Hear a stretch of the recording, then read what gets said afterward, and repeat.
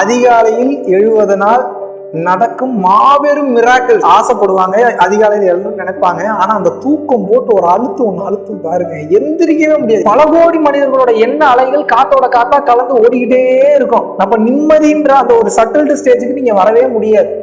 ஆனா இதுவே அதிகாலை நேரத்துல என்ன ஆனா எல்லாரும் தூங்கிட்டு இருப்பாங்க, எண்ண அலைகளோட ஓட்டமே இருக்காது, ரொம்ப பிளெயினா இருக்கும். இந்த பிரபஞ்சத்தோட சக்தி மேலோங்கி இருக்கும். இவ்வளவுதான் கான்செப்ட். இந்த உடலில் இருக்கக்கூடிய அந்த ஆத்ம சக்தி நல்லா வலுப்பெற்று சுத்தி இருக்கக்கூடிய அந்த பிரபஞ்ச ஆற்றலை கிரகித்து கொண்டு எது உங்களுக்கு தேவைன்னு உட்கார்றீங்களோ அதுல ஃபுல்லஸ்ட் அவுட்கம் கொடுத்துரும். அதனாலதான் வந்து பாத்தீங்கன்னா ஏஆர் ரஹ்மான்ல அதிகாலையில் உட்கார்ந்து மியூசிக் போடுவாங்க.